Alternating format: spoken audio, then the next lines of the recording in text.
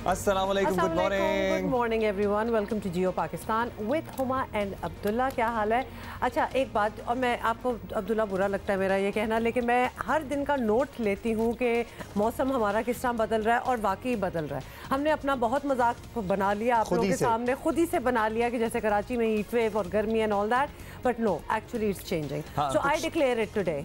कुछ शाम में जरा पंखा तेज हो तो बुरा लगना शुरू हो जाता है एट टाइम्स। इस वक्त जो एटमॉस्फेयर है हमारे स्टूडियो में, जो कि अक्सर बहुत गर्मी होती है, लेकिन past couple of days, yes, What do you mean? आजकल तो हमें एसी ऑफ करना पड़ता है, और आपको पता है कि दैट्स डिफरेंट। अच्छा, कुछ मौसम में तब्दीली तो आ रही है, लेकिन एट द सेम टाइम सियासी मौसम जो है ना, ऑन द कॉन्ट्री बहुत तुंदो तेज हवाएं चल रही हैं, ऐसा लग रहा है। ऑपोजिशन का दावा है कि हम जरा गर्मा गर्मी माहौल में पैदा कर रहे हैं और जरा कोई तूफान आने वाला है, लेकिन इस पेश गोई को मानने से इनकार कर रही है कौन? हुकूमत। हाँ बिल्कुल, और उनका पूरा एटलीस्ट देखें, जब हम उनसे बात कह रहे हैं कि ये जो फोरकास्ट कर रहे हैं गलत है, और जब हम उनसे बात करते हैं, और आपको पता है कि जिस तरह ये जलसे जो 2 होने वाले हैं, कल और 18 को, तो उनका ये कहना है कि हमारी तरफ से बिल्कुल इजाज़त है, हमारी तरफ से कोई रोक टोक नहीं है, जो करना है आप करें। But actually on the ground अगर आप रियलिटीज़ देखें तो काफ़ी हिंड्रेंसेस जो हैं, ऑब्स्टिकल्स जो हैं, वो बड़े लगाए गए हैं। We'll be talking about that. अब इतनी आइडियल सिचुएशन तो आई गेस नहीं हो सकती ना कि कोई भी हिंड्रेंस ना हो, आई डोंट माइंड कि ना हो, बट एटलीस्ट डोंट से कि जी बहुत है। तो ये कहना कॉल और फेल में जो फ़र्क है वो एक्चुअली बॉदर करता है। But anyway, we have a lot to talk about today. कोई आप शुरू में बात करना चाहते थे, some breaking that you wanted to give, और नहीं? आई गेस कि हम पहले टॉप स्टोरी करते हैं और फिर हमारे पास एक ताज़ा तरीन खबर है, वो आप सबसे शेयर करेंगे। देखिए, 26 ईयर्स ओल्ड बाबर आजम की हम जल्दी से बात कर लें, और क्या क्या अचीवमेंट्स हैं, यानी इतनी सी उम्र में आप क्या क्या अचीव कर लें। अच्छा जी, but of course we'll have a tribute ready for you later in the show, लेकिन अभी ज़रा हम ये जो जलसों की बात हो रही है तो उसी बात पे रहते हैं। और आपको बताएं कि गुजरांवाला में अपोजिशन जमातों के इत्तेहाद PDM को आखिरकार जिन्ना स्टेडियम में जलसे की इजाज़त दे दी गई है। ज़िला इंतज़ामिया और PDM के दरमियान रात गए 28 नुकाती मुआहदा हुआ, और मुआहदे के मुताबिक जलसे के दौरान कोरोना SOPs पर अमल लाजमी होगा। बहुत अच्छी बात यह है, क्योंकि हम सारे यही डिस्कस कर रहे थे आजकल कि किस तरह मेक श्योर करेंगे कि यहाँ SOPs जो हैं वो फॉलो किए जाएँ। PDM का कोई रहनुमा स्टेडियम के अलावा किसी जगह तकरीर नहीं करेगा।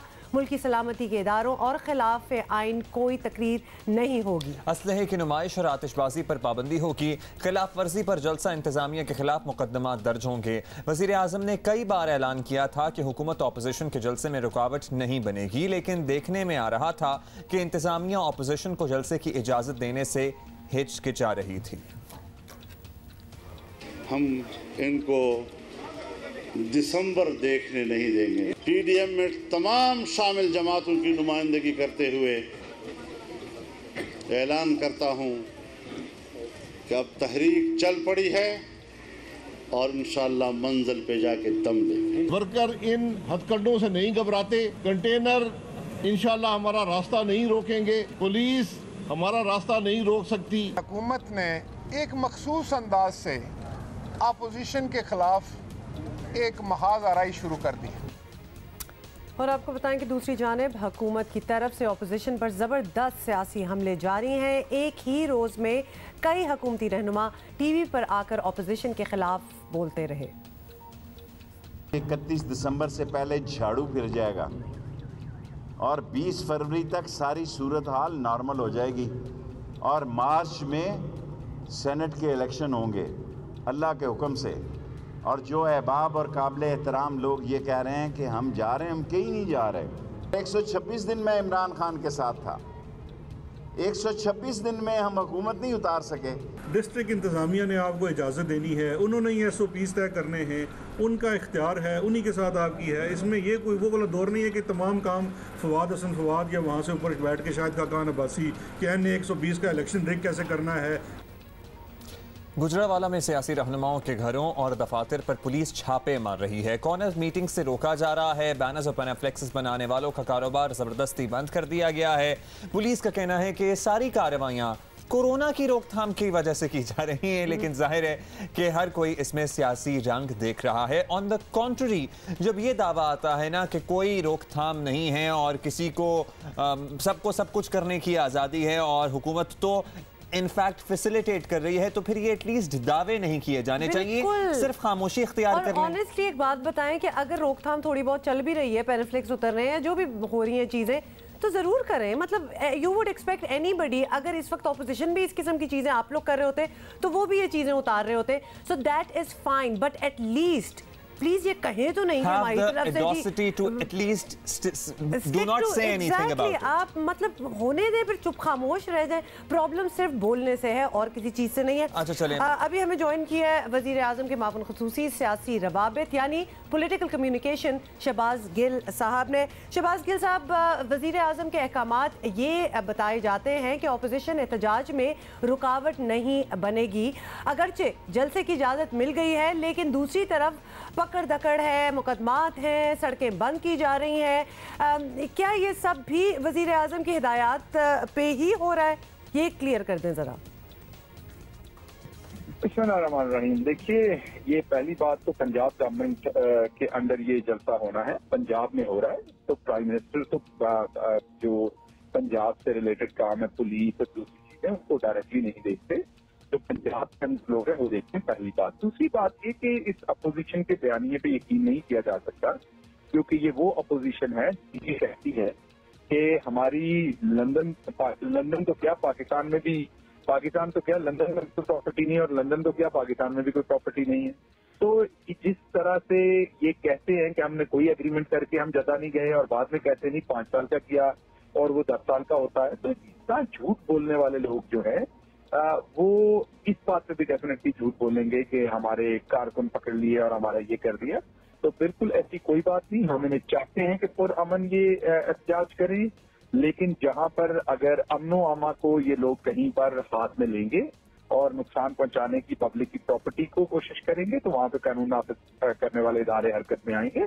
उसके अलावा हम चाहते हैं ये जलसा करें और ये खुद से एक्सपोज हों, क्योंकि जलसे में भी तो आगे इन्होंने झूठी बोलना है, सच थोड़ी बोलना है। और बयानिया इनका मुल्क दुश्मन है, बयानिया इनका पाकिस्तान की सलामती के ऊपर हमला है। अच्छा चलें, that's a surprise to know कि वज़ीर आज़म साहब पंजाब के मामलात तो उतना नहीं देखते जितना आप कह रहे हैं, क्योंकि इससे पहले तो तासुर यही था कि वज़ीर आला साहब शायद सांस भी उनकी मर्जी से लेते हैं। अब ये बताइए, वज़ीर आज़म ही देखते हैं। अच्छा गिल साहब, एक दिलचस्प बात यह है कि गुजरावाला जलसे से पहले अपोजिशन कारकुनों को तो पकड़ा जा रहा है, लेकिन अभी तक किसी लीडर पर हाथ नहीं डाला गया। क्या इसका इम्कान है कि जलसे से पहले क़यादत के लेवल पर भी गिरफ्तारियां या नज़रबंदियां हो सकती हैं? देखिए, मैंने जैसे आपकी खिदमत में अर्ज किया कि हम कानून के अंदर रहते हुए इनको जलसे की चाहते हैं कि ये जलसा करें। हम भी कानून के पाबंद हैं और ये भी कानून के पाबंद हैं। जिसने कानून तोड़ा, जिसने पब्लिक के किसी अमलाक को नुकसान पहुंचाया, गुंडागर्दी की, तो उसके खिलाफ जरूर एक्शन होगा। अदरवाइज जमहूरियत में जलसा करना, तकरीर करना, असेंबल होना बिल्कुल इनका हक है, और ये बिल्कुल अपना हक इस्तेमाल करें और कौम को बताएं कि ये क्यों इकट्ठे हुए हैं। ये जब इलेक्शन लड़ते हैं तो ये एक दूसरे को चोर कहते हैं, ये कहते हैं जरदारी चोर है, और वो जरदारी साहब कहते हैं कि नवाज चोर है, और फजल रहमान साहब इन दोनों को चोर कहते हैं, और इमरान खान साहब तो इन सबको ही चोर हमेशा से कहते हैं, और वो आज भी कह रहे हैं। तो असल बात ये कि हम इनको पहले भी चोर कहते थे, आज भी चोर कह रहे हैं। बयानिया इनका बदला एक दूसरे के बदले में, जो ये पहले कहते थे एक दूसरे का पेट फाड़ के पैसे निकालेंगे, आज ये शाना बशाना होकर तो एक दूसरे के साथ अपनी करप्शन बचाने के लिए पहली दफा एक करप्ट टोला एक ईमानदार वजीर आजम की हुकूमत गिराने के लिए इकट्ठे हो रहे हैं। हम तो चाहते हैं कि ये मिलके इकट्ठे हों और अपने आप को एक्सपोज करें। ठीक है, गिल साहब ये भी बता दें कि इसके बाद तो obviously the next one in line is Karachi वाला जलसा, और वहाँ पीपल्स पार्टी की हुकूमत है, तो वहाँ किस हद तक आपको लगता है कि इंतजामात जो हैं आपकी तरफ से, अगर कोई दखलंदाजी हो, मतलब क्या आपका प्लान है? ख़ासतौर पे वफाकी हुकूमत के पास कराची जलसे के लिए क्या प्लान है, क्या करना है वहाँ? देखिए, हमने आपको पहले कहा कि ना तो हम पहले दखलंदाजी करना चाहते थे, ना अब करना चाहते हैं, ना करेंगे। ना ही हम पंजाब में दखलंदाजी करना चाहते हैं और ना ही हम सिंध में करना चाहते हैं। अगर हमने दखलंदाजी करनी हो तो फिर आपको बहुत सारी चीजें नजर आ जाती। हम मरियम सफदर साहबा को तकरीर करने का मौका ना देते। हम मरियम सफदर साहबा जो कि एक मुजरिमा है, हम कोशिश करते कि हम उनके खिलाफ कोई कार्रवाई करते। हम तो चाहते हैं कि ये एक्सपोज हों, ये खुल के अपना बयानिया दें और ये लोगों को पता चले कि ये बुनियादी तौर पर अपनी लूट मार को बचाने के लिए इकट्ठे हो रहे हैं। इनका सिर्फ एक नजरिया है कि इमरान खान, क्योंकि और आपने देखा कि अभी रिसेंट इंटरव्यू के अंदर मरियम सफदर ये बात मानी भी कि हाँ मैं इसलिए साइलेंट मोड पे थी और मेरे वालिद भी इसलिए साइलेंट मोड पे थे कि मेरे चचा डील करने की कोशिश कर रहे थे, और जब डील नहीं हुई तो उसके बाद हमने एनआरओ बार बार मांगा, डील नहीं है। मरियम सफदर साहबा ने खुद कहा कि हम इसलिए चुप थे कि मेरे चचा डील करने की कोशिश कर रहे थे। जब डील नहीं हुई तो अब ये प्रेशर डालकर डील लेने की कोशिश कर रहे हैं, लेकिन इनकी ये जमा खातर में रखें कि आगे इमरान खान है, वो इनको कभी भी डील नहीं देंगे। ऑलराइट जी, बहुत शुक्रिया आपका शहबाज गिल साहब। वो कह रहे हैं कि जी डील फिर भी नहीं दी जाएगी, ये प्रेशर डालकर डील लेने की या एनआरओ लेने की कोशिश कर रहे हैं। लेट्स सी क्या होता है क्या नहीं होता, लेकिन माहौल तो खासा गर्मा गर्मी की तरफ ऐसा लग रहा है जा रहा है। कारकुनों की पकड़ तकड़ भी हो रही है, प्रिंटिंग वालों को भी छापने से रोका जा रहा है, पेनाफ्लेक्सेस भी उतारे जा रहे हैं। एक तरफ कोरोना का ख़तरा भी जेन्युइन है और हुकूमत के कंसर्न्स भी बनते हैं, लेकिन ऑन द कॉन्ट्ररी कुछ हमारे जो पुराने सियासी अंदाज हैं वो उसी पर अभी तक वही डगर है अभी तक जिस पे चला जा रहा है। कंसर्न कि कोरोना कितना फैल सकता है इतने लोगों के मिलने से। तो मेरा इस वक्त ये सारी चीज़ें बहुत ही सरसरी किस्म की हैं। The real issues of Pakistan are corona basically right now. तो अब ऐसे जलसों में तो लगता है कि ये तो लिटरली इन्वाइट किया जा रहा है कि आओ थोड़ा सा और फैल लो। आई डोंट नो। अच्छा जी, अब ट्रिब्यूट टाइम और क्रिकेट के तीनों फॉर्मेट में टॉप 5 बल्लेबाजों की फहरिस्त में शामिल बाबर आजम को हम कहेंगे उनकी 26वीं सालगिरह पर हैप्पी बर्थडे बाबर आजम। बहुत बहुत आपको सालगिरह मुबारक हो। और वैसे तो हम एक पूरी हिस्टोरिकल उसमें जा सकते हैं, लेकिन बाबर की बात यह है कि उसमें इतनी हिस्ट्री में जाने की जरूरत नहीं है। Is very young, he started a couple of years ago, तो जो भी इन्होंने किया वो हमारे सामने ही है basically. And Babar, happy birthday to you once again, may you have many many many more. Babar Azam के चाहने वाले उन सोशल मीडिया के जरिए भी सालगिरह की मुबारकबाद दे रहे हैं, और हम तो यहाँ जियो पाकिस्तान के प्लेटफॉर्म पे, जियो पाकिस्तान, जियो न्यूज़ की टीम की तरफ से और बाबर के लाखों करोड़ों चाहने वालों की तरफ से उन्हें मुबारकबाद दे रहे हैं उनकी सालगिरह की। साबिक कप्तान सरफराज अहमद ने उन्हें अलग ही अंदाज में मुबारकबाद दी है। ट्विटर पर सरफराज अहमद ने बाबर आजम को बॉबी मुखातिब करते हुए मुबारकबाद दी। Bobby alright, happy birthday Bobby. Bobby वाला बहुत से गाने, लेकिन मेरा ख्याल है उनको छोड़ दिया जाए। और बट एनीवे जी, बाबर की बर्थडे है, सो हैप्पी बर्थडे बाबर। और प्लीज़ आप कभी आए जियो पाकिस्तान के सेट पे और हम लगाएंगे गप्पे।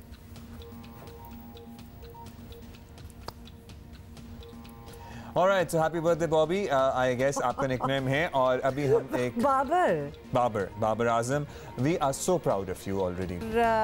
मोटरवे रेप केस, और आपको पता है ना मरकजी मुल्ज़िम जो पकड़ा गया है, उसके हवाले से बात करते हैं कि उसमें भी एक बात जो है ना मुझे बड़ी लॉजिकल लगी है chief justice Lahore high court की, कि पुलिस का काम है मुल्ज़िम को पकड़ना, पुलिस को इनाम नहीं मिलना चाहिए अपना काम करने पे। मतलब तो ऐसे ही है कि मैं आपको शो के बाद इनाम दूं, क्योंकि आपने बड़ा जबरदस्त शो किया, वैसे देना चाहिए क्योंकि हमारा शो रोज ही अच्छा होता है। बट एनीवे, जोक्स असाइड, ये बात जरा सीरियस है। आपको बताएं कि मोटरवे केस के मरकजी मुल्ज़िम की गिरफ्तारी के बावजूद पुलिस की परफॉर्मेंस पर सवाल उठ रहे हैं। लाहौर हाई कोर्ट को भी लगता है पुलिस को 50 लाख इनाम देने की कोई ज़रूरत नहीं। असल बात तो अब ये है कि पुलिस ऐसा मजबूत केस बनाए जिससे मुल्ज़िम को इबरतनाक सजा दी जा सके। वो गिरफ्तार कैसे हुआ ये बहस इतनी ज़रूरी नहीं, लेकिन क्या कीजिए कि आईजी पंजाब अपने महकमे की तारीफों में लगे हुए हैं। सुन ले ज़रा। न्यूयॉर्क में ये बड़े अरसे अंडरग्राउंड रहा, एक बंदे के पास मजदूरी करता रहा, फिर ये फैसलाबाद वापस आया और फैसलाबाद आके इसने अपने साले के घर से उसका फ़ोन उठा के अपने घर वालों को कॉल की, बाप को। उससे ये हमें ट्रेस हुआ और इसने फिर ये अपने बाप के पास गया, बिकॉज इसको पता चल गया था कि पुलिस ने बाप को छोड़ दिया और बीवी को भी। सो ये बीवी से मिलने गया था। वहाँ जब ये दीवार फांद के गया तो पहले से ही हमारी टीम वहाँ पर मौजूद थी। लेकिन गिरफ्तार मुल्ज़िम आबिद मलिक के वालिदैन के बयान के बाद मरकजी मुल्ज़िम की गिरफ्तारी के हवाले से एक नई बहस छिड़ गई। वो कपड़े ਉਹਦੇ ਹੱਥ ਵਿੱਚ ਨੇ, बैठा दीवार ਦੇ ਨਾਲ, ਮੈਨੂੰ ਅੱਬੂ ਚਾਦਰ ਵੀ ਦਿੰਦਾ। ਮੈਂ ਜਨਾਬ ਪੁਲਿਸ ਨੂੰ ਜਾ ਕੇ ਮਦਦ ਲਈ ਨਾਲ ਲੈ ਗਿਆ। ਪੁਲਿਸ ਨੂੰ ਮੈਂ ਜਾ ਕੇ मतलब मैं पीछे मेरी पुलिस है, मैं जाके आबिद को जफ्फा लगा लिया इधर मकान के पिछले साइड। पुलिस उन्होंने फायर मारने की कोशिश की, मैं वो राइफल की नाली उतार कर दी। एक तरफ पुलिस ने फड़िया, एक तरफ मैं फड़िया, अंदर ले आए। असा फड़ा के दिता। हुण साडा ये मेहरबानी करो कि साडे जेडे बच्चे ढके ने उन्हां नूं सानू छड़ना चाहिए। जी इतना अफसोस हो रहा है इसके वालिदैन को देख के कि I mean like just to imagine कि ये पहली बार ज़िंदगी में शायद टीवी पे इस तरह बात कर रहे होंगे, एंड फॉर व्हाट, कि इनके बेटे ने किया क्या है। जरा बदनामी का लेवल आप जरा देखें ये। एनीवे जी, और जब किसी भी माँ बाप के लिए जाहिर है कि बहुत ही क्या इससे बुरा क्या हो सकता है दुनिया में। जब इस पर आईजी साहब से सवाल बार बार किया गया तो सिवाय खामोशी के और कोई जवाब ना आया। पता आई डोंट नो कि why did if it is a drama why did they need this, why did you have to, अभी हमें नहीं पता कि what's the truth and what is not, लेकिन क्या जरूरत थी? इतनी ये मुतनाज़िर स्टेटमेंट्स होने की जरूरत थी ही नहीं। जो हुआ था वो साफ साफ बता देते। अवाम ने तो खुश ही होना था ना कि फाइनली भाई वो खुद गिरफ्तारी दे या पकड़ा जाए, at least he has been nabbed now. IG साहब थॉट क्या खामोशी है वैसे? देखें गिरफ्तार तो हो गया, लेकिन एक चीज़ जो अभी भी अदालत ने भी कही कि इनाम वाली बात, पुलिस ने दावा किया कि आप लोगों ने गिरफ्तार किया, जबकि उसके वालिद का बयान है कि उसने खुद गिरफ्तारी दी। क्या कहेंगे सर? क्या उसने खुद गिरफ्तारी दी है? उसका वालिद कह रहा है कि उसने खुद गिरफ्तारी दी है।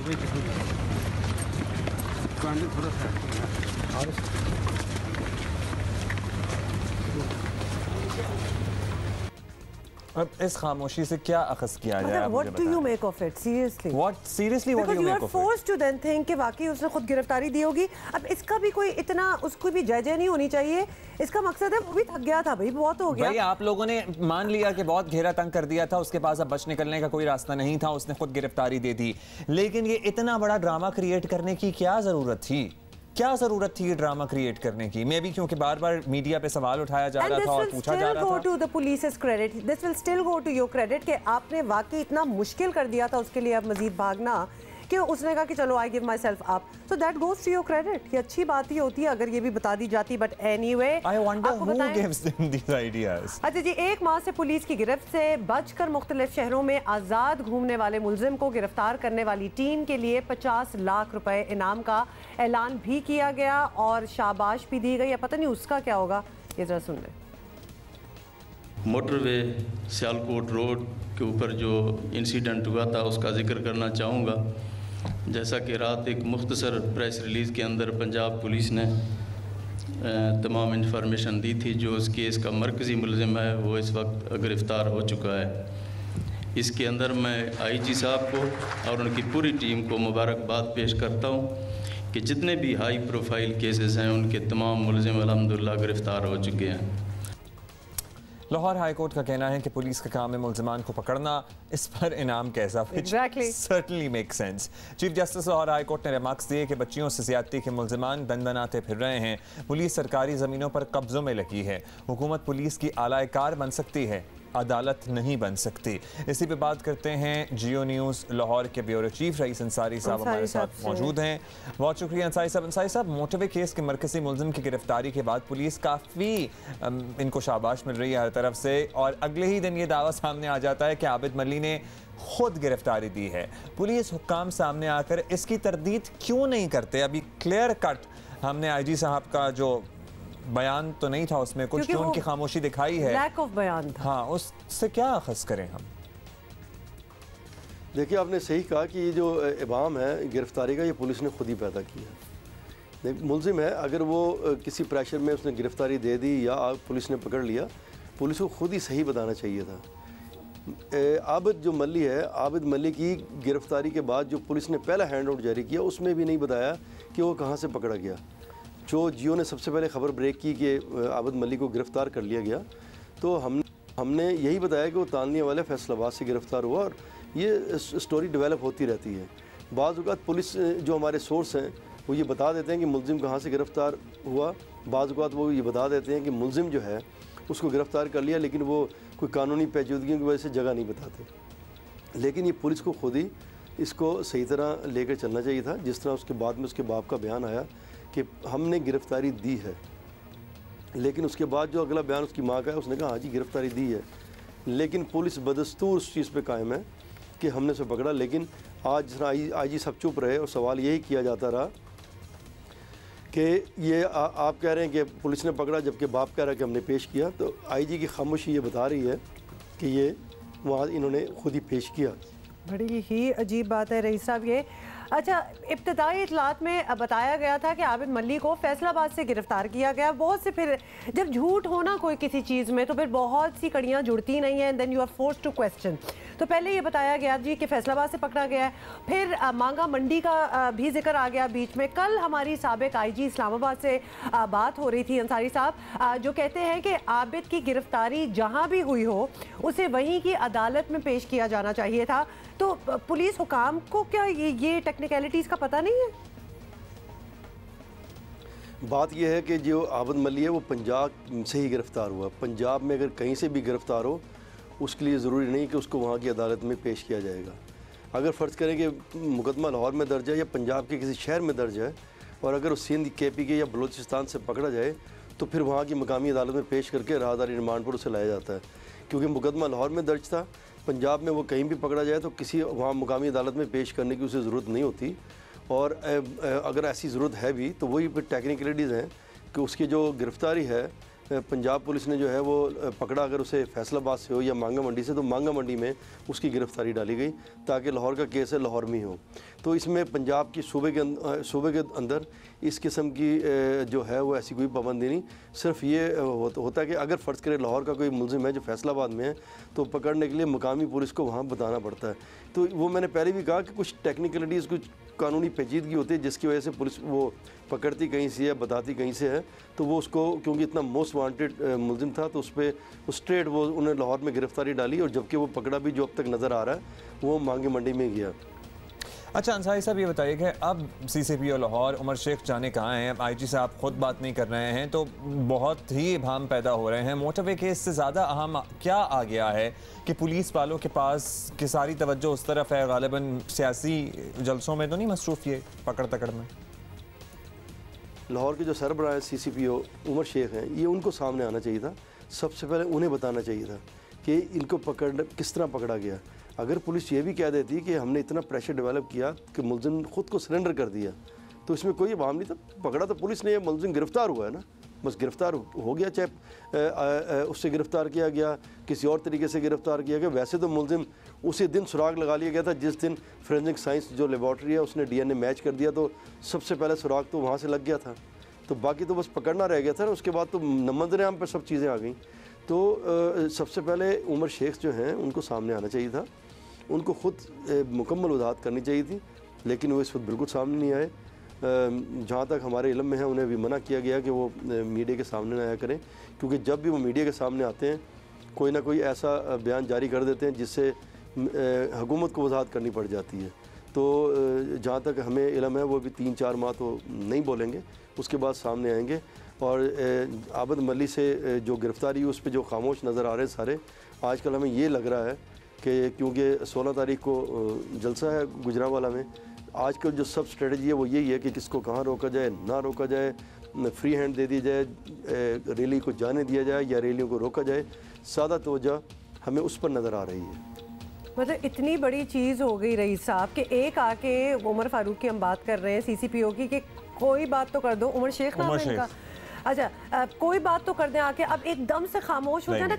आपको पता है ना कि वो जब भी बोलते हैं कोई ना कोई मसला क्रिएट करते हैं। 100% बिल्कुल आप सही कह रहे हैं। इसका तो ये भी नहीं है कि मतलब बिल्कुल ही कोई जिप अप कर लो और 3-4 महीने तक जिस तरह अंसारी साहब कह रहे थे, लेकिन उनका ओहदे पे रहना इतना ज़रूरी है कि हम उन्हें चुप करके बिठाए रखेंगे। It's almost like a joke on such a serious case. ये एक मजाक बन गया है कि पहले जब वो बोलते रहे तो इतना गलत बोला और फिर उनको मतलब किसी ने सुनाई तो वो उनको चुप करा दिया गया, तो अब वो बिल्कुल ही चुप करके बैठ गए। But he is busy as. और IG पंजाब भी माशाल्लाह उनसे सवाल होता रहा, उनके पास कोई जवाब नहीं था। उमर शेख साहब तो अगर बोलते भी हैं तो कोई ना कोई कंट्रोवर्सी क्रिएट हो जाती है। सिर्फ ये कह दिया जाता ना जी वो पकड़ा गया या फिर ना डिटेल्स देते तो पूरे मुल्क ने ना एक शुक्राने के नफल पे बैठ जाना था, बिकॉज इतना कोशिश हो रही थी उस बंदे को, आबिद मल्ली को पकड़ने के लिए, that would have been enough. अब ये ड्रामा क्रिएट करने की बिल्कुल कोई ज़रूरत नहीं कि जी taking away from the real issue कि वो पकड़ा गया है। एनीवे जी, ब्रेक ले रहे हैं। और दूसरी बात ये कि सियासी जलसों में अगर पुलिस मसरूफ है तो हाँ, वहाँ पर हुजूम होगा, वहाँ पे सिक्योरिटी फराहम करना पे आपकी तवज्जो होनी चाहिए, लेकिन एट द सेम टाइम पूरे पंजाब का और लाहौर का लॉ एंड ऑर्डर भी आपको देखना चाहिए क्या है। और you did not have to make this story up. It's a joke. Punjab में आपको बताना है कि एक बार फिर स्मॉग का खतरा मंडला रहा है। पंजाब हुकूमत ने इसे आफत तो करार दे दिया है, लेकिन इसके असरात से बचने की तदबीर भी करनी होगी। हर साल इस बात का रोना हम यहाँ रोते हैं कि इसके बारे में कुछ करना होगा। जब तक आप अपने ऑल्टरनेटिव सोर्सेज ऑफ एनर्जी और पोल्यूशन और दीगर चीज़ों पर काबू नहीं पाएंगे, ये मसला नहीं हल हो सकता। और a lot more reasons to wear a mask. बिल्कुल बिल्कुल, ये आपने वैसे सही बात कनेक्शन बना दिया। तो स्मॉग को आफत करार देने का फैसला पंजाब काबीना के इजलास में हुआ। पंजाब काबीना की मंजूरी के बाद रिलीफ कमिश्नर ने स्मॉग को आफत करार देने का नोटिफिकेशन जारी कर दिया है, और जिसमें तमाम सूबाई महकमों को फौरी तौर पर स्मॉग पर काबू पाने के लिए इक़दामात की हिदायत भी की गई है।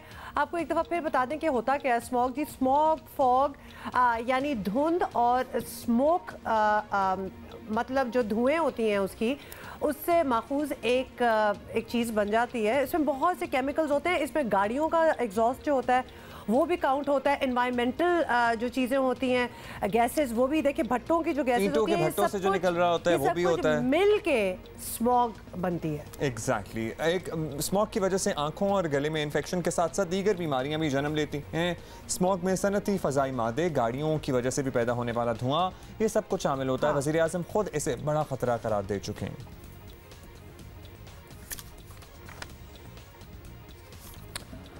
अच्छा जी, लाहौर में आपको बताएं कि स्मॉग का सिलसिला शुरू हो चुका है एक्चुअली एज वी स्पीक, लेकिन वज़ीर आज़म ने जिन इक़दामात का ऐलान किया था वो कहीं नज़र नहीं आ रहे हैं। अभी हम यूरो 2 को इंपोर्ट करते हैं, हम अब यूरो 4 इंपोर्ट करेंगे। जो पाकिस्तान के अंदर ऑयल रिफाइनरीज हैं उनको हमने अब टाइम देना है 3 साल का। वो अपनी जो क्वालिटी है उसको अपग्रेड करें। जो बसेस शहर के अंदर होंगी वो हम हाइब्रिड या इलेक्ट्रिक के ऊपर लेके आएंगे। ड्यूटी हटा देंगे स्क्रबर से। वो स्क्रबर अगर स्टील फर्नेस खरीद ले तो उससे वो पोल्यूशन कम हो जाती है। और उनको, और फिर दूसरा ये जो भट्टे हैं इनके साथ हम 6% की फाइनेंसिंग करेंगे। वो जो नई टेक्नोलॉजी है, जिगजैग टेक्नोलॉजी। 60,000 कनाल हमने आइडेंटिफाई किया है। इसके ऊपर जंगलात उगाएंगे। 3 साल में वाज़े लोगों को फ़र्क पड़ता चल जाएगा इसका। चलें जी, तो ये है सिचुएशन। और अब हम आपको एक दफ़ा फिर याद दिला दें, वो जो मास्क आप लोग पहन रहे हैं, पूरा साल आप लोग पहन चुके हैं बिकॉज ऑफ कोविड, वो आपको स्मॉग के दिनों में बहुत मदद करेगा। आपको पता है अब्दुल्ला, इवन बिफोर ये सारा कोविड सिचुएशन हुआ था पिछले 1-2 सालों में, तो इन महीनों में मास्क ऑलरेडी एटलीस्ट मैं अपनी अम्मी को और जो फैमिली के एल्डर्स होते हैं उन लोगों को रेकमेंड करना शुरू कर देते थे कि प्लीज़ आप मास्क पहने, बिकॉज ये स्मॉग भी बहुत डेंजरस हो सकती है, especially for people who have breathing problems. To be honest, इससे पहले तो मैंने जिंदगी में कभी इस तरह से नहीं मास्क पहना। हालांकि लाहौर जाते भी थे और ये स्मॉग नहीं मुझे फिनोमेना एक्सपीरियंस भी करते थे, लेकिन अब तो it should be a lifestyle. अब यकीन माने ऐसा लगता है कि कोई चीज़ मेजर मिसिंग है अगर आपके साथ मास्क नहीं है। आप न्यू नॉर्मल में डाल दे इस चीज़ को भी। यस, आप बड़ा अच्छा लगता है जब आप लोग अपने किस्से, अपनी कहानियाँ, अपनी बातें हम तक पहुँचाते हैं और अपने मसाइल से भी हमें आगाह करते हैं, जैसे कि अभी अपनी सजेशंस भी देते हैं। अच्छा, अभी मुझे पता लगा एक खातून ने हमें ट्वीट किया और उन्होंने कहा जी ये फेज़ 8 में एक कॉलेज है, पता नहीं कौन सा साउथ कॉलेज कौन सा, बच्चे गए स्कूल खुलने के बाद पहले दिन असेंबली में ऐलान कर दिया, ए लेवल्स के बड़े बच्चों का कॉलेज है, कि हम कोविड में सरवाइव नहीं कर सके और हम स्कूल बंद कर रहे हैं, कॉलेज बंद कर रहे हैं। आप सोचें कि माँ बाप पे क्या गुजरी होगी। तो गए क्यों? पूरी शॉपिंग की होगी पहले उन्होंने। वो पूरी शॉपिंग की, पहले सबको डेडलाइन दी कि इस दिन तक फीस जमा करा दें, और जब फीस जमा करा दी और पहले दिन स्कूल भेजा आफ्टर द लॉकडाउन, असेंबली में ये ऐलान कर दिया कि हम कॉलेज बंद कर रहे हैं। Imagine. You gotta be honest. मतलब, और अगर एजुकेशन आपको कुछ सिखाती है तो वो ये चीज़ सिखाने की कोशिश करती है कि एटलीस्ट ईमानदारी से तो काम करो, बी ऑनेस्ट। तो यानी उनसे सारे पैसे बटोर लिए, फीसों के, किताबों के, यूनिफॉर्म्स के, जो भी आजकल ये सारा स्कैम, आई एम सॉरी मुझे लगता है, मतलब हमारे ज़माने में आप कहीं से भी कपड़ा लेके अपनी यूनिफॉर्म बना सकते थे, and that is how it should be. But उसके बाद ये कहते हैं ना, अच्छा जी अब हमने वसूल कर लिए अपने पैसे, अब तुम घर जाओ। और अब आगे से प्ली ये है कि जी लॉकडाउन में बहुत से पेरेंट्स ने फीस जमा नहीं कराई, चलें कुछ ने नहीं भी जमा कराई होगी। अब तो खुल गए हैं फिजिकल स्कूल, अब तो करा देंगे। और आपने अगर आपने फीस नहीं पेरेंट्स ने जमा कराई तो कितनी गारंटी है कि आपने टीचर्स को, असातिज़ा को पूरी तनख्वाहें दी हैं लॉकडाउन के दौरान। So this is unfair। शायद साउथ शोर नामी कोई कॉलेज है। आप लोगों के यहाँ भी सुनी हैं, आपको पता है आपके अपने स्कूल में जो भी हो रहा है, right into us and we will talk about it, और कुछ ना कुछ हल निकालने की पॉश इलाके में ऑब्वियसली इस कॉलेज या स्कूल है तो लाखों रुपए फीस होगी। आई एम श्योर बारिश। This is the second time in 2 months that you have done this. सफाई करें, ग्लास नहीं टूटा इस दफा। बहुत अच्छी बात है। अच्छा, इस सारे मामले में ना सबसे ज्यादा खुश वो कॉलेज वाले हो रहे हैं। अब्दुल्ला ने हमारा किस्सा छेड़ा। जनाब, हमने नहीं, आपके मुतासरा जो वालिदैन हैं उन्होंने हम तक शिकायत पहुंचाई है on Twitter. A lot of tweets that we have received. अगर वाकई यू आर राइट, अगर किसी की बात अच्छी ना लग रही हो और एकदम से उनको ठुडा लग जाए तो खुशी होती है। तो आई एम श्योर के जो साउथ शोर कॉलेज वाले उन्हें ग्लास उलटने की बहुत खुशी। और लड़कियों देखो एक चीज सीख लो, अगर भाई से कोई चीज गिर जाए ना तो भाई ही साफ करेगा, लीजिएगा। जी, कर चुका हूं मैं एक और। Very nice. तो ये भी सीखने की बात है। But anyway, while Abdullah is busy cleaning up, भाई से जो चीज गिर जाए। और अभी मैं एक और भी पढ़ा था कहीं कि प्लीज बच्चों को हर वक्त एज अ बच्चा ना ट्रीट किया करें। अगर उनको काम कराने की आदत डालें, चाहे लड़के हों या लड़कियां। हाँ, बहुत से अगर किसी लड़के को उठ के पानी पीने की आदत नहीं है तो इसमें उनकी माओं का कसूर है। या अगर बच्चियां भी बड़े होके 22 साल की उम्र में कह रही हैं कि ओ माय गॉड हम तो जिंदगी में कभी किचन में नहीं गए, तो इसमें भी उनकी माओं का कसूर है। रिफ्लेक्ट ऑन, उठ के पानी पीने की आदत ना हो, ये भी। और इसके लिए तो मेरे पास ऐसे जवाब है। और बिल्कुल यही लड़कों के लिए भी है। फिट बैठ। अब्दुल्ला आगे जाना है ना, क्योंकि इतनी बड़ी खबर है। तो जी आपको बताएं कि 2 बड़े ओहदे एक ही शख्स को देने का पाकिस्तान क्रिकेट बोर्ड का फॉर्मूला जो है वो कुछ खास काम नहीं किया, बल्कि नाकाम साबित हुआ। मिसबाह उल हक ने चीफ सेलेक्टर का ओहदा छोड़ दिया। मिसबाह के पास कौमी टीम के चीफ सेलेक्टर और हेड कोच के ओहदे थे और अब उन्होंने चीफ सेलेक्टर के ओहदे से इस्तीफा देने का बाकायदा ऐलान भी कर दिया है। लाहौर में न्यूज़ कॉन्फ्रेंस में मिसबाह उल हक का कहना था ओहदा छोड़ने से मुतालिक मुख्तलिफ बातें की जा रही हैं, लेकिन उनमें कोई सदाकत नहीं। अगर अफवाहों में सच होता तो फिर दोनों ओहदे जाते। आज मैं यहाँ पे आप लोगों को ये बताने आया हूँ कि मैंने जो चीफ सेलेक्टर की जो रिस्पॉन्सिबिलिटीज़ हैं वो मैं छोड़ने जा रहा हूँ। रूमर्स जो चल रही हैं कि शायद कुछ और इसकी वजह है, तो ऐसा कुछ नहीं है। अगर ऐसा होता तो फिर एक रोल ना जाता, फिर मैं as a chief head coach भी काम ना करता। मिसबाह को 2 ओहदे देते वक्त MDBCB वसीम खान ने ऐलान किया था कि जिसके पास ओहदे होंगे एहतसाब भी उसी का होगा। इनकी अकाउंटेबिलिटी होगी क्योंकि 1 पर्सन वो रिस्पॉन्सिबल होगा और कोई ग्रे एरिया नहीं होगा। ये बिल्कुल ये accountability will sit with Misbah for selection and performances on the field. और आपको बताएं कि दूसरी जानिब ज़राए का कहना है कि एक साथ 2 बड़े ओहदे रखने की वजह से मिसबाह उल हक पर कारकर्दगी दिखाने का दबाव था और उन्हें तनकीद का निशाना बनाया भी जा रहा था। ज़राए के मुताबिक मिसबाह उल हक इस वजह से नाखुश भी थे कि जो लोग उन पर तनकीद कर रहे हैं उन्हें सिलेक्शन कमेटी का हिस्सा बना दिया गया है। तो कुछ टेंशन मेरा ख्याल है अंडरलाइन चल रही थी। साबिक fast bowler test cricketer Aqib Javed हमारे साथ हैं, उनसे बात करते हैं। बहुत शुक्रिया आकिब भाई। आकिब साहब, मिसबाह उल हक का बतौर चीफ सेलेक्टर दौर ख़त्म हुआ। इस दौर में पाकिस्तान की टीम सिलेक्शन जैसी रही, आपके ख्याल में क्या मिसबाह ने ये रोल बखूबी निभाया? 2 साल की अगर कारकर्दगी देखें पाकिस्तानी टीम की तो वो बहुत ही मायूस को नज़र आती है। T20 में अगर आप देखें तो 2 साल पहले आपको 2 साल से नंबर 1 पोजीशन आपके पास थी और रिसेंट पास में आपने चैम्पियंस ट्रॉफी भी जीती, तो वनडे में भी आपकी अच्छी परफॉर्मेंस जा रही थी। आपके पास एक अच्छा खासा मैच्योर कप्तान था सरफराज, उसको बिला वजह हटाया, जिसकी वजह से आज भी हमें ये नहीं कंफर्म हो रहा या नहीं हमें कुछ नज़र आ रहा कि हमारा कप्तान कौन है। बाबर आजम इज़ यंग, वो ग्रूम हो सकता है। और दूसरी तरफ हमने फिर मिसबाह उल हक वापस आए पावर में, तो अज़हर अली को दोबारा से टेस्ट का भी हमने कैप्टन बना दिया, जो कि पहले पास में कैप्टन बन के खुद ही छोड़ के चले गए कि I can't handle the pressure और मेरी अपनी जो परफॉर्मेंस है पर्सनल परफॉर्मेंस वो भी ख़राब होती है। तो बहुत बहुत ही मैं समझता हूँ मायूस कुन उनका सिलेक्शन प्रोसेस भी रहा। जिस तरह आपको याद होगा लाहौर में जब श्रीलंका की टीम आई और बड़ी यंग टीम थी, उसमें कुछ ऐसे फैसले मिसबाह हक ने किए, आउट ऑफ द बॉक्स जाने की कोशिश की, बट जैसे ही प्रेशर पड़ा तो अपने पैरों से बदल गए।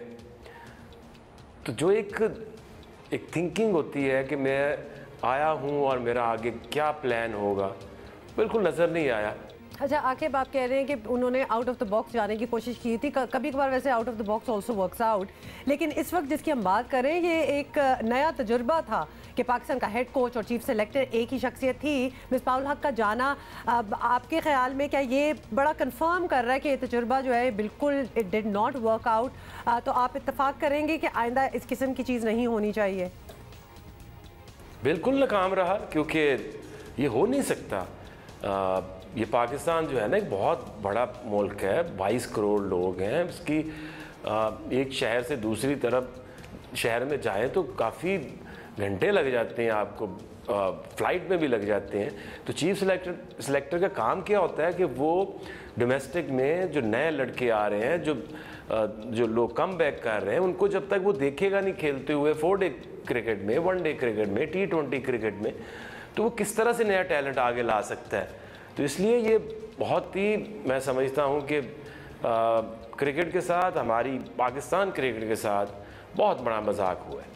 अच्छा ये बताइएगा आकिब भाई कि ठीक है आप कह रहे हैं बहुत बड़ा मजाक है, एक ओहदा छोड़ दिया, लेकिन चीफ सेलेक्टर का ओहदा छोड़ने के बाद हेड कोच का ओहदा अभी भी उन्हीं के पास है, तो ये फैसला दुरुस्त लग रहा है आपको? जैसा आपने पूछा कि मिसबाह हक के पास अभी ऑप्शंस थी, तो उनको चीफ सेलेक्टर के ओहदे से वो मुस्तफ़ी हुए हैं और एज हेड कोच वो कंटिन्यू करना चाहते हैं। मुझे तो हंसी आ रही है, आपको फिर ज़िंदगी ने एक मौका दिया कि आप राइट चीज़ को चूज़ करो।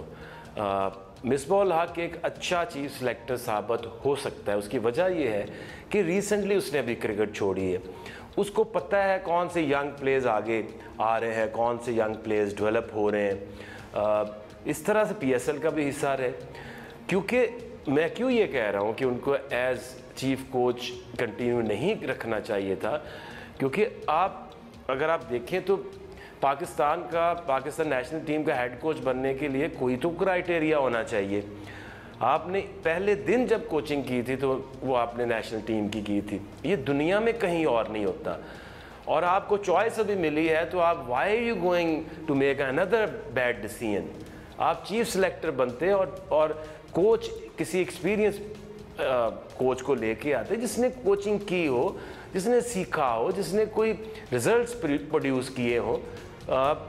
मैं तो आई एम शॉक्ड। अच्छा जी, यू आर शॉक्ड। बहुत शुक्रिया आपका आकिब जावेद, आपकी राय थी। I am sure you are an experienced guy as well. तो यानी ये भी हो सकता था कि वो कोच हेड कोच ना रहे और सिलेक्टर, मतलब he could have switched it around और दूसरा ओहदा छोड़ते और सिलेक्टर वाला रखते, मतलब आई डोंट नो, और maybe it was time to move on as well. तो लिहाजा बहुत सी राय हैं and we will let it stay at that. But this is one particular field जिसमें मैं कहता हूं कि चलें इमरान खान साहब के विजन और उनके फैसलों पर हमें एतमाद करना चाहिए, होना चाहिए, and we should discuss these things after a couple of years.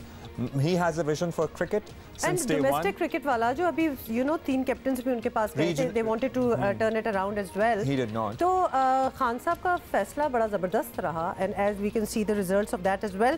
But anyway, more on that later. अभी ज़रा we have to move on, और आज एक दिन है जो पूरी दुनिया में मनाया जा रहा है, तो हम भी मनाएंगे देही ख़वातीन के आलमी दिन पर, जहाँ मुल्क की तरक्की में उनका किरदार तस्लीम करना है, वहाँ इन ख़वातीन की ज़िंदगी बेहतर बनाने पर भी काम करना होगा। पाकिस्तान समेत दुनिया भर में आज 15 अक्टूबर को देही ख़वातीन का दिन मनाया जा रहा है, रूरल विमेन का दिन मनाया जा रहा है। देही ख़वातीन का आलमी दिन मनाने का मकसद मुख्तलिफ शोबों में देही ख़वातीन की खिदमात का एतराफ़ करना और उनके बुनियादी हकूक़ के बारे में शऊर उजागर करना है। तरक्की पजीर मुल्कों में ज़राअत के फ़रोग़, देही तरक्की और खुराक की दस्तियाबी को यकीनी बनाने वाली ये ख़वातीन आज भी न सिर्फ बुनियादी हकूक़ से महरूम हैं, बल्कि वो ज़हनी और जिस्मानी तशद्दुद और दबाव का शिकार भी हैं। ये दिन पहली मरतबा 15 अक्टूबर 2008 को अक़वाम मुत्तहिदा की मंजूरी के बाद मनाया गया था, जिसके बाद से हर साल इस दिन को बाकायदगी से मनाया जाता है। और ऐसी ही एक खातून हैं नबीला अब्बास, जिनका ताल्लुक है डेरा गाजी खान के एक गांव से। दही खवातीन के हकूक़ के लिए आवाज़ उठाने में पेश भी हैं और डायना अवार्ड भी हासिल कर चुकी हैं और इनकी बहुत सी अचीवमेंट्स इसके अलावा भी हिस्सा भी बन चुकी हैं जब इनको ये अवार्ड मिला था। नबीला, बहुत बहुत शुक्रिया, आप एक दफ़ा फिर आई। You are a young lady, हमने तो आपको आपकी इंट्रोडक्शन भी made you seem quite older, अभी तो आपकी अचीवमेंट्स शुरू हुई हैं। इस दिन के मुनासबत से बताएं कि ये एक्नॉलेज करना दही ख़वातीन के कामों को, उनकी एग्जिस्टेंस को, उनकी कंट्रीब्यूशन को कितना इम्पोर्टेंट है? Thank you so much Humayun Abdullah, I am really humbled कि आपने मुझे फिर बुलाया है और मेरी अचीवमेंट्स हमेशा आप हाईलाइट करते रहते हैं। और इस दिन के हवाले से मैं समझती हूँ ये अभी एक इनिशियल स्टार्ट है कि इस दिन को एक रिकॉग्नाइज़ किया गया है और इसको मनाया जाता है आलमी एक सतह पर, तो ये एक स्टार्ट है। लेकिन इस दिन के साथ साथ अभी भी प्रैक्टिकल जो इम्प्लीमेंटेशन है उस पर काम होना बहुत ज़रूरी है, जिसको अभी हमने, मैं समझती हूँ 2% भी अभी हमने अचीव नहीं किया प्रैक्टिकल इम्प्लीमेंटेशन। उसका सबसे बड़ा लेख ये है कि हमने स्टैटिस्टिक्स पे अभी बात ही नहीं की कि 50% अगर पॉपुलेशन वुमेन है अराउंड द ग्लोब, उसमें क्वार्टर जो आपके हैं वो रूरल वुमेन हैं जो देहात के इलाकों में रह रही हैं। और यही वुमेन, जैसे कि आपने मेंशन भी किया कि एग्रीकल्चर में उनका होता है कंट्रीब्यूट, डेफिनेटली साथ शाना बशाना वो काम कर रही होती हैं, लेकिन उनको उनके बुनियादी हकूक़ और वसाइल उनके घरेलू, उनके घर के सिस्टम से भी स्टार्ट करते ना, वहाँ पे भी उनको मैसर नहीं होते।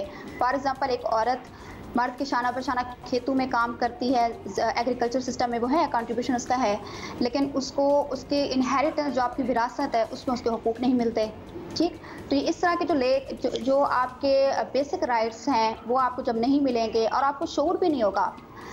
मोस्टली तो खवातीन ऐसी हैं कि उनको शऊर ही नहीं है कि मेरे बेसिक राइट्स हैं क्या, वो कौन कौन से हुकूक हैं जो मुझे चाहिए, तो उनको शनाख्त नहीं है। नबीला, आप तो यहीं से उठी हैं, इसी मट्टी से, और वहीं की खवातीन के हकूक़ के लिए काम कर रही हैं। क्या समझती हैं आप? एक हद तक कोशिश कर सकती हैं, लेकिन ज़ाहिर है जो सियासी लीडरान हैं, जो ख़वातीन सियासी लीडरान हैं, क्रेडिट लेने में तो ये सब लोग सबसे आगे आ जाती हैं, 2 रुपए की कंट्रीब्यूशन भी किसी की हो तो। लेकिन ये एक्चुअल इन रूट कॉजेज़ को ख़त्म करने के लिए या इसको लोगों को एजुकेट करने के लिए या इनके हकूक़ दिलाने के लिए कोई काम कर भी रही हैं? हम पर्टिकुलरली ख़वातीन सियासी लीडरान की बात कर रहे हैं। देखिए, एक बड़ी मशहूर एक कहावत है कि budget is the moral document of any country. ठीक है, जब आपका बजट ही उसकी डिस्ट्रीब्यूशन ही सही नहीं होगी, आप अपनी मॉरल वैल्यू से नीचे आ गए। इसका इनडायरेक्टली मैं कहने का मतलब ये है कि आप सिटीज़ पर तो बहुत लगा रहे हैं, आप विलेजेस, स्मॉल जो विलेजेस हैं गांव की तरफ, देहात के फलाह बहबूद पे आपने अभी तक कुछ नहीं लगाया। कोई ऐसा प्रोजेक्ट मुझे उठा के दिखा दे, किसी भी पार्टी ने लगाया, और मैं किसी को मेंशन नहीं करती, लेकिन किसी भी पार्टी ने देहात के फलाह बहबूद पे बड़ा काम किया हो, उनके प्रोजेक्ट्स हों, कोई ऐसा देहात दिखा दें जहाँ पर हमें लगे नहीं भी यहाँ पर बड़ा काम किया है सियासतदान ने और ये देहात तरक्की की तरफ गामजन है। ऐसा कोई देहात पाकिस्तान में फ़िलहाल नहीं है। हम तो अभी अर्बन और रूरल सिंध से नहीं निकल पा रहे, तो जनूबी पंजाब तो दूर की बात है। ठीक, हम तो भी वहाँ से नहीं निकले। और जहाँ तक आपने बात की कि वुमेन के, यानी रूरल वुमेन के उसके ऊपर कोई काम पॉलिटिशियंस कर रही हैं या नहीं, ऐसा फ़िलहाल यहाँ पे कुछ नहीं हो रहा। मैं भी थोड़ा बहुत काम कर रही हूँ एज एन सोशल एक्टिविस्ट, इसमें भी पॉलिटिकल इन्फ्लुएंस आ जाता है। पॉलिटिकल यहाँ के जो MNA हैं, MP हैं, उनका इन्फ्लुएंस आ जाता है, उनके कारकुन पे मुझसे पूछ रहे हैं चीज़ें, आप क्या कर रही हैं, आप इस गाँव में क्यों जाती हैं। मैं सोशल एक्टिविस्ट हूँ, मेरा बेसिक राइट, अगर मैं यहाँ पे काम कर रही हूँ, कर सकती हूँ। ये सुन के मुझे थोड़ा सा अफसोस हुआ है, बिकॉज जब इन इलाकों से खातून एक पॉलिटिक्स में, एक्टिव पॉलिटिक्स में आ जाती हैं, तो सिर्फ उनका आ जाना बड़ी बात नहीं होती, उसके बाद वो क्या पीछे कंट्रीब्यूट कर रही हैं और किस तरह चीज़ों को बेहतर कर रही हैं, ताकि वो पूरी जो एक पाथ बना रही हैं, वो एक पेव कर रही हैं जगह, तो उसको क्लियर करने के लिए उनको काम करते रहना चाहिए। So this is a little disappointing कि वो कंट्रीब्यूशन वापस नहीं मिलती। But on your own Nabila, as an activist आप क्या क्या करती हैं शऊर दिलाना ख़वातीन को? ख़ासतौर पे शाना बशाना खेतों में तो आपके साथ काम करेंगी, लेकिन जहाँ डिसीजन मेकिंग की बात होगी वहाँ उन लोगों को इजाज़त नहीं होगी घर में कुछ करने की, तो ये माइंडसेट किस तरह आप बदल रही हैं? देखिए, इस माइंडसेट को हम सिर्फ और सिर्फ तालीम हमारे पास एक टूल है, पावरफुल टूल है, जिससे हम उसको इस सिस्टम को तोड़ सकते हैं, नॉर्म्स को तोड़ सकते हैं। अभी आप देख रहे होंगे मैं ऑफिस में ही बैठी हुई हूँ।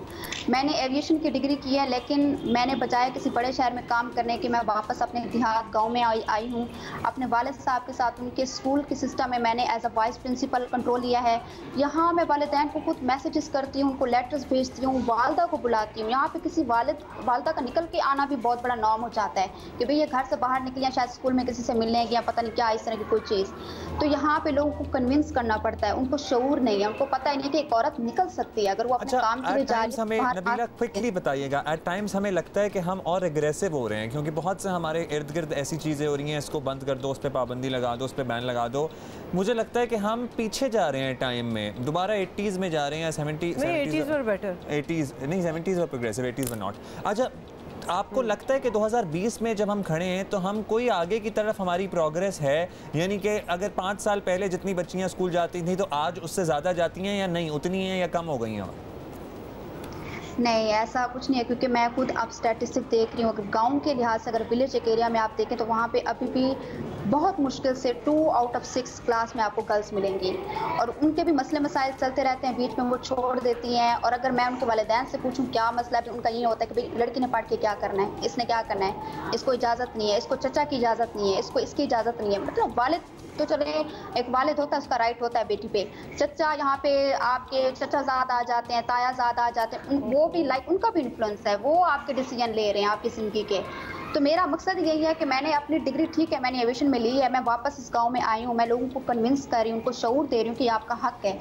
और जहाँ तक यहाँ वडेरा सिस्टम, ये जो वडेरा सिस्टम चले छोड़ें, यहाँ पे जो पॉलिटिकल विन करके आते हैं पॉलिटिक्स, वो अपना पॉलिटिकल इन्फ्लुएंस दिखाना स्टार्ट हो जाते हैं। Governments are made by the public, हमें ये चीज़ समझनी चाहिए। अगर कोई हमारे लिए काम करता है, अगर एक उसने खंबा लगा दिया बिजली का और बल्ब उसने चलाया, वो आया, उसने बड़ा इंतजार किया। देखिए, बड़ी आपने सही बात पॉइंट आउट की है नबीला, क्योंकि बिल्कुल जिताया इसी तरह जाता है, जिताया इसी तरह जाता है जैसे एहसान किया है। नबीला, बहुत बहुत शुक्रिया, हमारे पास इतना ही टाइम है, लेकिन हम आपको ये ज़रूर बता दें कि आप बहुत ही ज़बरदस्त स्पोक्स पर्सन हैं for your area and for the girls in your area, because आपकी बड़ी क्लैरिटी ऑफ थॉट है, बड़ा अच्छा आप काम भी कर रही हैं, इसीलिए आपको इतनी रिकग्निशन भी मिली है।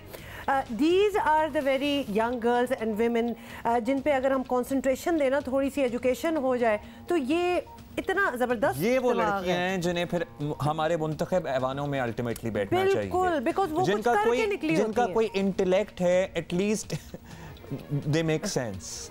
तो आप सोच ही लें, because we have a lot of women which is great कि होनी चाहिए डिसीजन मेकिंग कैपेसिटीज़ में, पॉलिटिकल सर्कल्स में ख़वातीन होनी चाहिए, लेकिन वो ख़वातीन समझें इस बात को हैं भी कि कितनी पीछे बच्चियां हैं जो लुक अप टू आपको कर रही हैं और आप कुछ करके दिखाएं। बहुत सी हैं भी who actually make sense और बड़ी बहुत सी हैं who do not. Let us not forget that. So Nabila made a lot of sense. We can see कि बहुत आगे जाएंगी। आपको बताएं कि ऑपोजिशन की तैयारियां और हुकूमत का फोकस PDM के गुजरांवाला जलसे तक महदूद है, लेकिन इस जलसे के एक दिन के बाद ही यानी 18 अक्टूबर कराची में भी मैदान सजेगा और इस शो को कामयाब बनाने में पीपल्स पार्टी का किरदार सबसे अहम होगा। देखना है कि पीपल्स पार्टी कराची में कितना बड़ा मजमा इकट्ठा करती है। पाकिस्तान डेमोक्रेटिक मूवमेंट के तहत 18 अक्टूबर को बाग़ जुना में अवामी जलसा होगा। जलसे की तैयारियों के सिलसिले में पीपल्स पार्टी ही सबसे ज़्यादा सरगर्म है, क्योंकि पीपल्स पार्टी ही के इसरार पर 18 अक्टूबर को कराची में जलसा रखा गया है। हर साल सानेहा कारसाज की याद में पीपल्स पार्टी अवामी इज्तिमा ज़रूर करती है, मगर इस दफ़ा इस इज्तिमा को PDM के जलसे की हैसियत दी गई है। जलसे से अपोजिशन के मरकज़ी कायदीन खिताब करेंगे। पीपल्स पार्टी के रहनुमाओं की मसरूफियात तो जारी हैं, अब देखना होगा कि जलसा कितना कामयाब होता है। गनी साहब आजकल मसरूफ़ हैं, हाँ गनी साहब आजकल मसरूफ़ हैं जलसे की तैयारी में, उन्हीं से बात करते हैं। सईद गनी साहब, पीपल्स पार्टी के सीनियर रहनुमा वज़ीर तालीम है हमारे साथ मौजूद। गुजरांवाला जलसे के लिए अपोजिशन की ज़बरदस्त तैयारियां हैं, खूब टेम्पो भी बनाया जा रहा है, हम देखते भी रहते हैं सोशल मीडिया पे। पीपल्स पार्टी की आला क़यादत खुद शरीक है, लेकिन अब इस जलसे के सिर्फ एक दिन का गैप है और कराची में PDM का पावर शो है, तो उसका भी कुछ पता नहीं चल रहा कि उसकी तैयारियां कहां तक पहुंची हैं। आई एम श्योर आप लोग लगे होंगे, तो आप हमें प्लीज इनसाइट दें, इनलाइटन करें कि क्या तैयारी है। नहीं, ये बात तो मुझे समझ नहीं है, आप कह रहे हैं कि पता नहीं चला। अगर आप कराची शहर में निकलें तो आपको नज़र आ जाएगा कि तैयारी काफ़ी हमने की है। और जो जलसा गाह है उस पर भी काफ़ी हद तक काम हो चुका है, लेकिन चूंकि जलसा 18 अक्टूबर को है, जब हम साने कारसाज के शहदा को याद करते हैं, उनका यौम शहादत मनाते हैं, तो 17 तारीख को इंशाल्लाह ताला हमारी कोशिश है कि हमारी जलसा गाह जो है वो मुकम्मल हो जाए। लेकिन कराची शहर में बड़े पैमाने पर पार्टी के परचम भी हैं और पैनाफ्लेक्स भी लगे हुए हैं, स्टीमर्स भी हैं, हमारे कैंप्स भी लगना शुरू हो गए हैं। तो मैं समझता हूँ कि तैयारी तो बहुत ज़ोरदार तरीके से हमने की है। गनी साहब, तैयारी का हम इसलिए भी पूछ रहे हैं क्योंकि वो दूसरी जो गुजरांवाला वाली तैयारी है ना, वो बड़ी सामने आ जाती है और खास तौर पे जी, और ख़ास तौर पे क्योंकि हमें पता है कि पीपल्स पार्टी काफिले लेकर गुजरांवाला जलसे की तरफ भी जा रही है, बिलावल खुद भी वहाँ जा रहे हैं। तो पूछना आपसे ये है कि क्या मरियम नवाज, मौलाना फजल रहमान और दीगर लीडर जो हैं वो कराची भी आएंगे? 18 को जो जलसा होगा, तो क्या तय पाया है? जी, पीडीएम की तमाम जमातों की जो मरकज़ी क़यादत है वो कराची के जलसे से खिताब करेंगे, जिसमें चेयरमैन बिलावल भुट्टो ज़रदारी साहब हैं, मौलाना फजल रहमान साहब हैं, मरियम नवाज साहिबा हैं, असलम यार वली साहब हैं, महमूद खान अचकज़ई हैं, और उसके अलावा जो दीगर जमातें हैं उनकी जो लीडरशिप है वो भी इस जलसे में शामिल भी होगी और खिताब भी करेंगे, और इंशाल्लाह ताला कराची की तारीख का एक बहुत बड़ा जलसा होगा। अच्छा, चलें, लेट्स सी क्या होता है। अब कोरोना एसओपीज़ की आपको पता है, आप भी हमेशा बात करते रहे हैं इस हवाले से, क्या होगा जलसे में? क्योंकि कराची में आपकी रैली में इस जानिब कोई खास ध्यान दिया नहीं गया था। We all saw that. जहाँ तक एसओपीज़ की बात है, देखिए, जब तक मुकम्मल पाबंदी थी, लॉकडाउन था, तब तो पाकिस्तान पीपल्स पार्टी ने शेख जुल्फ़िकार अली भुट्टो की बरसी की तकरीबात भी मनसूख कर दी। हम कराची में और पूरे मुल्क में जहाँ जो हमारी पार्टी की मीटिंग्स होती हैं, हम वो मीटिंग्स भी नहीं कर रहे थे। लेकिन आज जब हम ये जलसा कर रहे हैं तो इस वक्त पूरे मुल्क में तमाम सरगर्मियाँ जारी है, चाहे वो कारोबारी हों, सनती हों, माशी हों, तालीमी हों, हर तरह की सरगर्मियों की इजाज़त है, लेकिन कुछ एसओपीज़ के साथ। तो हम अगर इस जलसे में भी जा रहे हैं तो हमने ये बहुत बड़ी तादाद में, मैं आपको बता रहा हूँ कि लाखों की तादाद में मास्क अरेंज किए हैं, जो हम जलसे के शुरका को जब वो इंटर होंगे तो हम उनको फराहम करेंगे और हमसे गुजारिश करेंगे कि वो जलसे में मास्क लगा कर बैठें। अगर आप जलसागाह का दौरा करेंगे तो आपको कुर्सियों के दरमियान भी एक मुनासिब फासला नजर आएगा, और हम कोशिश कर रहे हैं कि लोग जब बैठें तो आपस में बहुत ज़्यादा वो करीब ना हो। तो जो पॉसिबल प्रिकॉशंस हो सकते हैं उसको हम पूरा करने की कोशिश कर रहे हैं और इंशाल्लाह ताला पूरा करेंगे। चलें, बहुत शुक्रिया आपका, सईद अली साहब हमारे साथ मौजूद हैं। बाकी देखिए, पॉलिटिक्स तो होती रहेगी, ये सियासी बातें और ये जलसे सब कुछ होता रहेगा। हमें बड़ा खौफ आता है जब ये कोरोना टाइप सिचुएशन में, जहाँ एक्सपेक्टेशन ऑब्वियसली आपकी कामयाबी तो इसी बात से पता चलेगी ना, जब ज़्यादा से ज़्यादा लोग आएँ, तो जब ज़्यादा से ज़्यादा लोग इकट्ठे होंगे तो उसमें अगर एक कोरोना भी घुस गया तो फिर you know what can happen, तो उसका डर हमें लगा रहता है। आई विश के ये ना हो रहा होता, या तो जलसे ना हो रहे होते एट दिस टाइम, या कोरोना ना होता। गुज़श्ता 24 घंटों में जस्ट रिमाइंडर, 13 लोग, अभी पहले सिंगल डिजिट में आती थी चीज़ें, अब ज़रा डबल डिजिट में चली गई हैं। 13 बात अब तक रिकॉर्ड की गई हैं। तो लेट अस नॉट फॉरगेट कि that is a very present and real danger, और which is side by side. 56 cases report हुए हैं गुज़श्ता 24 घंटों में। सो जस्ट अ रिमाइंडर, हम we need to keep reminding you. Farzana अर्ज जो कि प्रेसिडेंट ट्रांसजेंडर एसोसिएशन केपी है। फरजाना, बहुत शुक्रिया आप आई हैं और बहुत बहुत मुबारक कि बड़ा ज़बरदस्त किस्म का ये सारी हुआ है स्पोर्ट्स के लिए। क्या इसका आप क्या इम्पोर्टेंस समझती हैं, क्योंकि ये पहली बार ही हम देख रहे हैं कि इस किस्म की कोई एक्टिविटी हुई हो। हाउ इम्पोर्टेंट इज़ इट, ये बता दें। और सिर्फ 50 ट्रांसजेंडर्स ने क्यों हिस्सा लिया? हम तो एक्सपेक्ट कर रहे थे कि बहुत से लोग होंगे। और बिस्मिल्लाहिर्रहमानिर्रहीम, वालेकुम सलाम, अस्सलाम वालेकुम। सबसे पहले तो आप लोगों को बहुत शुक्रिया यहाँ बुलाने को, और हमारा आवाज़ जो है आगे जो है हमारा जो लोग हैं उनको तक पहुँचाने का आप लोगों का बहुत शुक्रिया। बहुत मज़ा भी आया और बहुत इंजॉय भी ख्वाजा सराओं ने किया। बात ये थी कि ख्वाजा सरा जो है अभी तक जो है वो एक पता है आपको, वो बाहर निकलने में बहुत झिझक महसूस अभी भी करते हैं, और काफ़ी ख्वाजा सराओं को इनवाइट किया था, और हमारे जहन में भी यही था कि हमने केपी के we really like to know कि कौन सा स्पोर्ट है जो सबसे ज़्यादा एंजॉय किया लोगों ने, और जो पार्टिसिपेंट्स थे उन्होंने, और उसके बाद सेलिब्रेशन भी हमने देखी कि इन लोगों की, चूंकि ये केपी के प्रेसिडेंट हैं ट्रांसजेंडर एसोसिएशन जिन्होंने ये सारा ऑर्गेनाइज किया, तो we are very curious to know कि बाकी सूबों में क्या ये लोग कोलैब करते हैं, क्या मिल के कोई बड़ा जैसे आपको पता है ना कि मुल्क के और भी जगहों से ट्रांसजेंडर्स आए, especially who are interested in. अच्छा फरजाना, अब ये बताइएगा कि किसकी मदद से ये सारा स्पोर्ट्स गाला जो है मुमकिन हो पाया? आप लोगों का इनिशिएटिव था कि और किसी डिपार्टमेंट का इनिशिएटिव था? कैसे हुआ ये सब कुछ? आइडिया किसका था? इससे पहले भी हुआ था। यहाँ का जो स्टेडियम है पर्दबाग के साथ, स्टेडियम जो है पर्दबाग स्टेडियम, वहाँ हुआ था इससे पहले भी। लेकिन वहाँ जो था मेरे ख्याल में उसको इतनी पब्लिसिटी उसकी नहीं हुई जितनी इसकी हुई। ये सकलैन साहब है यहाँ जो स्पोर्ट्स का डायरेक्टर है, उन्होंने जो है ये ख्वाजा सराओं के लिए मतलब ये दिन रखा था कि ख्वाजा सरा स्पोर्ट्स में आए और ख्वाजा सरा का एक टीम बनाना चाहिए। और मैं भी यही चाहती हूँ कि ख्वाजा सरा का एक टीम बनना चाहिए क्रिकेट का, जैसे हमारी लड़कियों का है, लड़कों का है, तो हम कहते हैं कि ख्वाजा सराओं को भी होना चाहिए। और हमारी ख्वाहिश भी है कि ख्वाजा सरा आए और वो एक औरत और मर्द के शाना बशाना खड़ा हो जाए।